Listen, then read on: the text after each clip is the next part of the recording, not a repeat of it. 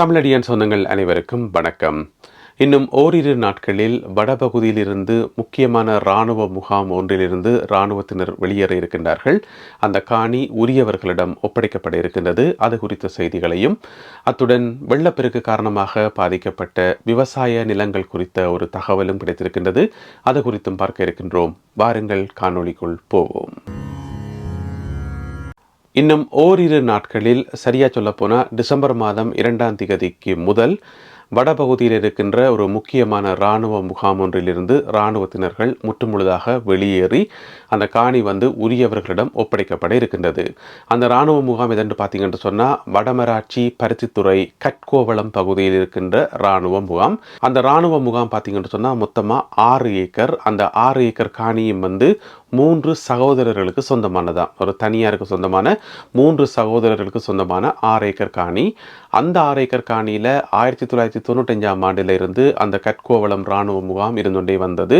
இப்போ அந்த கட்கோவளம் இராணுவ முகாமில் இருந்து இராணுவத்தினர் முற்றுமுழுதாக வெளியேறணும் என்று சொல்லியும், அந்த காணி உரியவர்களிடம் ஒப்படைக்கப்பட வேண்டும் என்று சொல்லியும் நவம்பர் மாதம் 18ஆம் தேதி இராணுவ தலைமையகத்திலிருந்து இராணுவத்தினருக்கு அறிவிக்கப்பட்டது. 14 நாட்களுக்குள்ள அந்த இராணுவ முகாம் விடுவிக்கப்படும் என்று சொல்லப்பட்டது. அப்போ நவம்பர் 18ஆம் தேதியிலிருந்து 14 நாள் என்று சொல்லிக்குள்ள டிசம்பர் மாதம் 2ஆம் தேதி வரைக்கும் நாங்கள் பார்க்கலாம். எனவே அடுத்து வரும் ஓரிரு நாட்களுக்குள்ள அந்த காணி முற்றுமுழுதாக விடுவிக்கப்பட்டு உரியவர்களிடம் ஒப்படைக்கப்படும் என்று சொல்லி எதிர்பார்க்கலாம். இந்த முயற்சி போன வருடமே ஆரம்பிக்கப்பட்டதாம். அதாவது ரணில் விக்ரமசிங்க அவர்கள் ஜனாதிபதியாக இருந்த காலத்திலேயே இந்த முயற்சி ஆரம்பிக்கப்பட்டு அது சம்பந்தமான ஆய்வுகள் மேற்கொள்ளப்பட்டு வந்ததாம். எனவே அந்த ஆய்வுகளினுடைய அடிப்படையில் தான் இப்ப அந்த இராணுவ முகாம் விடுவிக்கப்பட இருக்கின்றது. இந்த கட்கோவளம் இராணுவ முகாமில் பார்த்தீங்கன்னு சொன்னா இலங்கை இராணுவத்துக்கு சொந்தமான இலகு காலால் படையைச் சேர்ந்த 16வது பட்டாலியன் படையினர் தானாம் அந்த இராணுவ முகாமில் தங்கியிருந்தவர்கள். அவர்கள் ஏற்கனவே பெரும்பாலானவர்கள் அங்கிருந்து வெளியேறி இப்பொழுது ஒரு சில இராணுவத்தினர் மட்டும்தான் அங்கே இருக்கிறோம் என்று சொல்லி தகவல்கள் வந்திருக்குது. அவர்களும் மிக விரைவில் அடுத்து வரும் ஓரிரு நாட்களுக்குள் அங்கிருந்து வெளியேறி அந்த காணி உரியவர்களிடம் ஒப்படைக்கப்பட இருக்கின்றது. இதில் என்ன பிரச்சனை என்று சொன்னால் இராணுவ முகாம் இன்னும் அகற்றப்படையில, இன்னும் இராணுவத்தினர் முழுமையாக வெளியேறல. ஆனால் அதுக்கிடையிலேயே நாமல் ராஜபக்ஷ ஒரு அறிக்கை விட்டவர், இந்த மாதிரி காணியில் ஒப்படைக்க போறீங்களாம், பொதுமக்கள்கிட்ட கொடுக்க போறீங்களாம், அது தேசிய பாதுகாப்புக்கு அச்சுறுத்தலாக இருக்கும், எங்களுக்கு தேசிய பாதுகாப்பு தான் முக்கியம், அதில் கவனம் செலுத்துங்கன்னு சொல்லி உடன் அறிக்கை விட்டிருந்தவர். அப்ப தமிழ் மக்களாகிய எங்களுடைய கோரிக்கை வடக்கு கிழக்கு பகுதிகளில் இருக்கிற அளவுக்கு அதிகமான இராணுவ பிரசன்னம் குறைக்கப்படணும் என்றுதான்.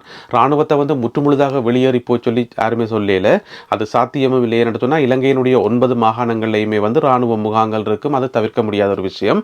ஆனா வடக்கு கிழக்குல அளவுக்கு அதிகமாக மக்களுக்கு சொந்தமான காணிகள்ல, விவசாய நிலங்கள்ல, மற்ற மற்ற பொது இடங்கள் எல்லாம் இராணுவ முகாம்கள் இருக்கிறதா இந்த பிரச்சனை. எனவே அதை விடுவிச்சு இராணுவத்தினர் தங்களுக்கென்று ஒதுக்கப்பட்ட இடங்கள்ல இருந்துட்டா ஒரு பிரச்சனையுமே இல்லை. ஆனா அதுக்கு கூட அங்கால தென்னிலங்கையில் இருக்கிற சில அரசியல்வாதிகள், இனவாதிகள் அதை அனுமதிக்கிறேன்.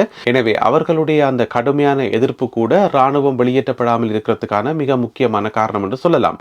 அதை விட நாட்டினுடைய தேசிய பாதுகாப்பு முக்கியம், தேசிய பாதுகாப்பு முக்கியம் என்று சொன்னா நாட்டினுடைய தேசிய பாதுகாப்பு தனியாக வடக்கு கிழக்கில் மட்டும்தான் இருக்கா அப்படி என்று இல்லை.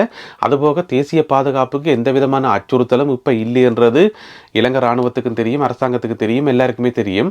இருந்த போதிலும் கூட அதை ஒரு சாட்டாக வச்சுக்கொண்டு இந்த கேம்ப் அகற்றப்படுறதா அவைக்கு விருப்பம் இல்லை. அதனால இப்படி ஒரு கருத்தை சொல்லிக் கொண்டிருக்கிறோம் நாமல் ராஜபக்ஷ உள்ளிட்ட இந்த மாதிரியான ஒரு சில அரசியல்வாதிகள்.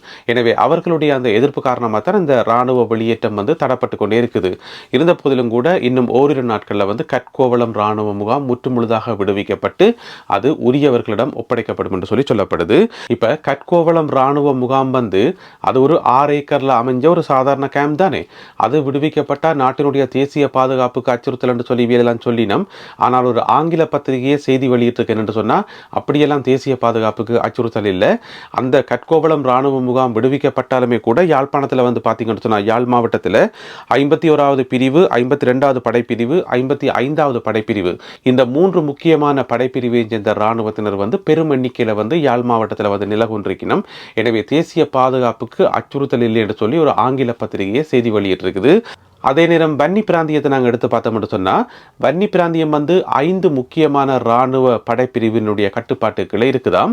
இந்த 5 முக்கியமான இராணுவ படைப்பிரிவில் இருந்து ஒரு படைப்பிரிவு வந்து விரைவில் அகற்றப்படும் என்று சொல்லப்பட்டிருக்கு.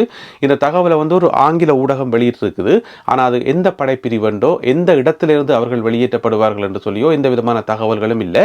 இருந்த போதிலும் கூட அந்த 5 முக்கியமான படைப்பிரிவில் இருந்து ஒரு படைப்பிரிவு விரைவில் அகற்றப்படும் என்று சொல்லி ஆங்கில ஊடகம் ஒன்றில் செய்தி வந்திருக்கு. அதே நேரம் பார்த்தீங்கன்னு சொன்னா வடக்கு கிழக்கு பகுதிகளில் மக்களுக்கு சொந்தமான காணிகள்ல இருந்து இராணுவத்தினர் வெளியேற்றப்படாமல் இருக்கிறதுக்கு அந்த நடவடிக்கை வந்து தாமதமாகிறதுக்கு இன்னும் ஒரு காரணம் சொல்லப்படுது. அந்த காரணம் வந்து பொதுமக்களோட சம்பந்தப்பட்டது இல்லை, அது பொதுமக்களுடைய பிரச்சனை இல்லை. இருந்தாலும் ஒரு காரணம் முன்வைக்கப்படுது என்று சொன்னா அளவுக்கு அதிகமான இராணுவத்தினருடைய எண்ணிக்கை. இந்த உலகத்திலேயே வந்து அளவுக்கு அதிகமான இராணுவத்தினர், அதாவது மக்கள் தொகையோட ஒப்படைக்குள்ள வந்து அளவுக்கு அதிகமான இராணுவத்தினரை கொண்டிருக்கிற நாடுகளில் இலங்கையும் ஒரு நாடு. தேவைக்கு அதிகமான இராணுவத்தினர் வந்து இலங்கை இராணுவத்தில் இருக்கணுமாம். எனவே வந்து படை குறைப்பை வந்து செய்யணும். இப்போ படையை வந்து எங்கே கொண்டே வச்சிருக்கணும்னு தெரியாமல் தான் அங்கே கொண்டே வச்சிருக்கணும். எனவே படையினருடைய எண்ணிக்கையை வந்து குறைக்கக்குள்ள வந்து மக்களுக்கு சொந்தமான காணிகளை வந்து விடுவிக்க முடியும் என்று சொல்லி இராணுவ தரப்பிலையும் சொல்லப்படுது, அரசாங்க தரப்பிலையும் சொல்லப்படுது. இருந்த போதிலும் கூட அது மக்களுடைய பிரச்சனை இல்லை தானே. எனவே அதை பிரச்சனையை வந்து அவர்கள் தான் பார்த்துக்கொள்ளணும். அவர்கள் தான் விரைவில் வந்து இராணுவத்தினுடைய எண்ணிக்கையை வந்து குறைக்கணும். இன்றைய சூழ்நிலையில் பார்த்தீங்கன்னு சொன்னால் இலங்கை இராணுவத்தில் வந்து 1,30,000 வீரர்கள் இருக்கணுமாம். இந்த 1,30,000 பேர்ல வந்து பாத்தீங்கன்னு சொன்னா 8,600 பேர் வந்து ஆபீசர்ஸ், அதாவது அதிகாரிகள் தரத்தில் இருக்கக்கூடிய இராணுவத்தினராம். அதை விட 42,000 பேர் கடற்படையில் இருக்கணுமாம். 42,000 பேர் கடற்படையில் இருக்கணுமாம். எனவே இந்த எண்ணிக்கையில வந்து இலங்கை இராணுவம் வந்து தற்போது இருக்குது. அதே நேரம் பாத்தீங்கன்னு சொன்னா முன்னாள் பாதுகாப்பு அமைச்சராக இருந்த பிரமித்த பண்டார தென்னக்கோன் அவர் ஒரு கருத்து சொல்லியிருந்தவர் போன வருஷம் என்னன்னு சொன்னா இராணுவத்தினருடைய எண்ணிக்கையை வந்து குறைக்க போறோம் என்று சொல்லி, அதாவது வந்து முதல்ல வந்து 1 லட்சமாக குறைச்சு, இந்த 1,30,000 1 லட்சமாக குறைச்சு, பிறகு அதை வந்து 30,000 குறைச்சு, அதுக்கு பிறகு 20,000 குறைக்கிறேன்னு சொல்லி, அதாவது 2030 ஆண்டுல, அதாவது இன்னும் ஒரு 5 வருஷத்துல வந்து இலங்கை இராணுவத்தினருடைய மொத்த எண்ணிக்கையே 20,000 பேர் தான் இருப்பினமாம். அந்த அளவுக்கு இராணுவத்தினருடைய எண்ணிக்கையை குறைக்கிறதுக்கு தங்கள்ட்ட ஒரு திட்டம் இருக்குது. அதுக்கான நடவடிக்கைகளை நாங்கள் செய்து கொண்டு வரோம் என்று சொல்லி அப்போதைய பாதுகாப்பு அமைச்சராக இருந்த பிரமித்த பண்டார தென்னக்கோன் வந்து சொல்லியிருந்தவர். ஆனால் அந்த படை குறைப்பு நடவடிக்கை வந்து இப்போ என்ன வேகத்தில் போய்கொண்டிருக்குது, என்ன கட்டத்தில் போய்கொண்டிருக்குன்னு தெரியல. இருந்த போதிலும் கூட அதை ஒரு சாட்டா வச்சுக்கொண்டு அல்லது நாட்டினுடைய தேசிய பாதுகாப்பு என்று சொல்லி இன்னும் ஒரு காரணத்தை சொல்லிக்கொண்டு இந்த இராணுவத்தினர் வந்து வெளியேற விஷயங்கள் வந்து தாமதமாகிக் கொண்டே இருக்குது. அது வந்து பொதுமக்களாகி எங்களுடைய பிரச்சனை இல்லை. எனவே புதிய ஜனாதிபதி அனுரகுமார திசாநாயக்க அதில் தலையிட்டு அதற்குரிய உரிய தீர்வை தருவார் என்று சொல்லி நாங்கள் எதிர்பார்க்கலாம். ஏனென்று சொன்னால் ஏற்கனவே அந்த வாக்குறுதியை வந்து அவர் வழங்கியிருந்தவர் படையினர் வந்து கட்டம் கட்டமாக அகற்றப்படுவார்கள், காணிகள் எல்லாமே வந்து விடுவிக்கப்படும் என்று சொல்லி. இதில் என்ன பிரச்சனை என்று சொன்னால் இப்போ விடுவிக்கப்பட இருக்கிற கட்கோவளம் இராணுவ முகாம் வந்து ஜனாதிபதி அனுரகுமார திசாநாயக்க அவர்களுடைய பணிப்புரையின் பேரில் விடுவிக்கப்பட்ட இராணுவ முகாம் இல்லை. இது வந்து ரணில் விக்ரமசிங்க அவர்களுடைய பணிப்புரையின் பேரில் அப்ப இருந்தே ஆரம்பிக்கப்பட்ட ஒரு நடவடிக்கை. இனி வந்து ஜனாதிபதி அனுரகுமார திசாநாயக்க அவர்கள் தன்னுடைய பங்குக்கு பல இராணுவ முகாம்களை வந்து விடுவிக்க போய்க்குள்ள, மக்களுக்குரிய காணிகளை வந்து ஒப்படைக்க போய்க்குள்ள இந்த இனவாதிகள் அடிப்படைவாதிகள் என்று சொல்லப்படுற ஆக்கள் வந்து அதுக்கும் பிரச்சனையை கிளப்புவினம். ஏன்னு சொன்னால் எப்போ ஜனாதிபதி அனுரகுமார திசாநாயக்காவில் ஏதாவது ஒரு பிள்ளையை பிடிக்கலாம் என்று சொல்லி இப்போ பார்த்து கொண்டே இருக்கணும். அந்த கண்ணுக்குள்ள எண்ணெய் விட்டு பார்த்து கொண்டிருக்கிறேன் சொல்லிவிடும். அதே மாதிரி பார்த்து கொண்டே இருக்கணும். எனவே இராணுவ முகாம்கள் விடுவிக்கப்பட ஆரம்பிக்கும் போது அதுக்குரிய பிரச்சனை வந்து தென்னிலங்கையில் வந்து ஆரம்பிக்கப்படும் என்றதில் எந்த விதமான சந்தேகமும் இல்லை. அதுக்கு அங்கே தயாராக இருக்கணும். இருந்த போதிலும் கூட அதை எல்லாத்தையும் மீறி மக்களுடைய விருப்பத்தை அறிந்து ஜனாதிபதி அனுரகுமார திசாநாயக்க அவர்கள் மேலும் மக்களுக்கு சொந்தமான காணிகளை வந்து அவர்களிடம் ஒப்படைப்பார் என்று சொல்லி நாங்கள் எதிர்பார்க்கலாம்.